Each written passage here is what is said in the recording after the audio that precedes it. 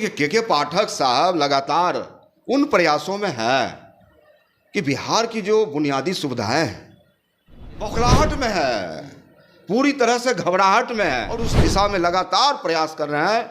और हमें भरोसा नहीं, विश्वास है कि उनके नेतृत्व में, उनके संचालन में बिहार का शिक्षा व्यवस्था में मूलचूल परिवर्तन। इंडिया और भारत को लेकर लगातार जो विवाद है वो जारी है। बीजेपी लगातार कह रही है कि इंडिया नाम से अब नहीं होगा, भारत ही नाम होगा। बीजेपी के तमाम जो बड़े नेता हैं उन्होंने साफ तौर पे कह दिया है कि अब देश का नाम भी भारत होगा। इस पर हमारे साथ बात करने के लिए राजद विधायक हैं रणविजय साहू जी।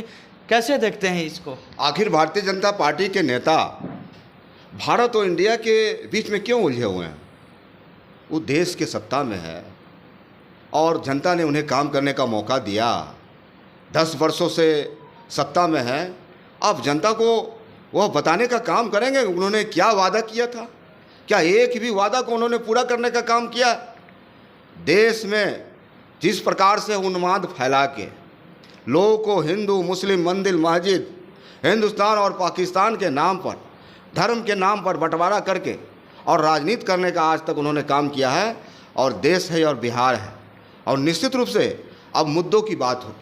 माननीय तेजस्वी प्रसाद यादव जी ने मुद्दों की बात की। उन्होंने कहा 10 लाख हम नौजवानों को रोजगार देने का काम करेंगे और उन्होंने लगातार लाखों की नियुक्ति की बहाली की प्रक्रिया की शुरुआत कराई है और धन्यवाद के पात्र है। पूरे बिहार ने, पूरे देश के तमाम नौजवान युवा जो है उनको प्रेरणा स्रोत मानते हैं।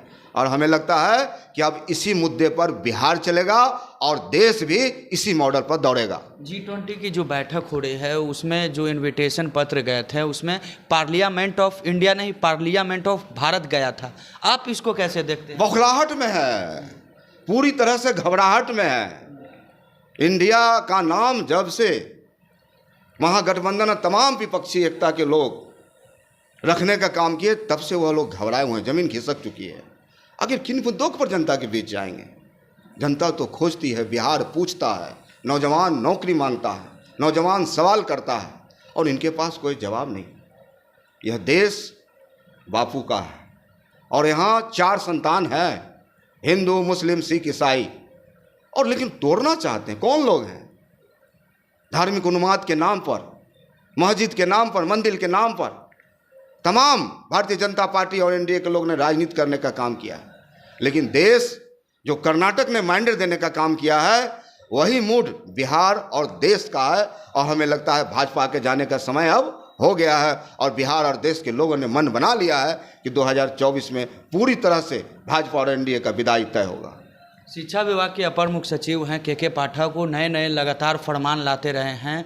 आप उनके फरमानों को कैसे देखते हैं? देखिए, के पाठक साहब लगातार उन प्रयासों में है कि बिहार की जो बुनियादी सुविधाएं हैं स्कूलों में, चाहे हम प्राथमिक स्कूल की बात कर लें, चाहे हम मिडिल स्कूल की बात कर लें, चाहे हम हाई स्कूल की बात कर रहे हैं, उनका एक प्रयास है कि आखिर जो पिछड़े कमज़ोर मजदूर किसान और गरीब के बच्चे, अल्पसंख्यक समाज के बच्चे उस स्कूल में पढ़ने के लिए जाते हैं, उनकी चिंता है। वही हमारा भविष्य है। कल बिहार का भविष्य होगा, कल देश का भविष्य होगा और उस दिशा में लगातार प्रयास कर रहे हैं। और हमें भरोसा नहीं, विश्वास है कि उनके नेतृत्व में, उनके संचालन में बिहार का शिक्षा व्यवस्था में मूलचूल परिवर्तन दिखेगा और बिहार आगे बढ़ेगा। उनके नेतृत्व में शिक्षा जो विभाग है वो आगे बढ़ रहा है, तो निश्चित रूप से बढ़ रहा है पूरी तरह से। मैं भी जब अपने कंस्टिट्यूएंसी में जाता हूँ तो पूर्व के स्कूल के जो संचालक, हेडमास्टर हो, टीचर हो और वर्तमान के हालात हैं, हम निश्चित रूप से लगती है कि उनको एक जवाबदेही है, एक टास्क है कि इतने बजे स्कूल हमें पहुंचना है। उनको जवाबदेही का ज्ञान होता है, बोध होता है और हमें लगता है कि सब लोग इसी प्रकार से सजग होंगे तो बिहार आगे बढ़ेगा। मतलब सब विभाग में ऐसे अधिकारी मिल जाए तो आगे बढ़ जाएगा बिहार। निश्चित तौर पे शिक्षा विभाग में जिस प्रकार से के पाठक साहब काम कर रहे हैं और जो भी जवाबदेही है, चाहे कोई जनप्रतिनिधि हो, जनप्रतिनिधि छोटा हो या बड़ा हो, ऑफिसर छोटा हो बड़ा हो, कर्मचारी हो, सबको अपनी जवाबदेही निभानी चाहिए इस बिहार के निर्माण में, इस देश के निर्माण में, समाज के निर्माण में, राष्ट्र के निर्माण में। चलिए, तो ये थे राजद विधायक रणविजय साहू, जिन्होंने साफ तौर पे के पाठक जो नए नए फरमान ला रहे थे उन पर ये कह रहे हैं कि बहुत बढ़िया काम कर रहे हैं और ऐसे जो अधिकारी और विभाग में आ जाए तो देश और राज्य और देश कहीं और पहुंच सकता है। फिलहाल इस खबर में इतना ही। खबरों के साथ बने रहें और देखते रहे फर्स्ट बिहार झारखंड। धीरे धीरे से मेरी जिंदगी में आना, धीरे धीरे से दिल को चुराना।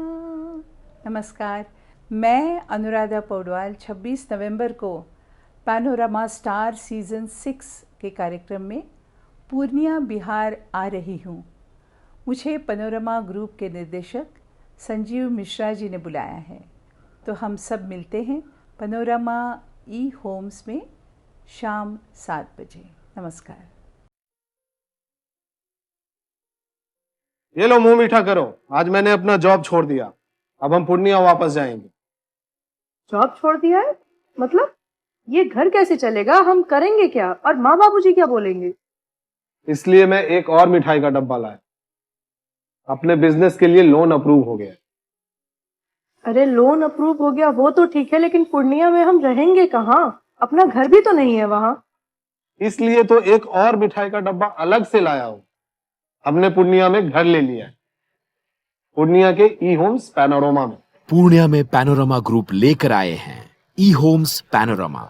बड़ा घर, आलीशान जिंदगी और अत्याधुनिक सुविधाओं के संग। अरे अब क्यों मुंह मीठा करवा रही हो? क्योंकि हम घर वापसी जो कर रहे हैं। घर वापसी की खुशी पूर्णिया में ई होम्स पैनोरामा के संग। E Homes Panorama, luxurious lifestyle redefined.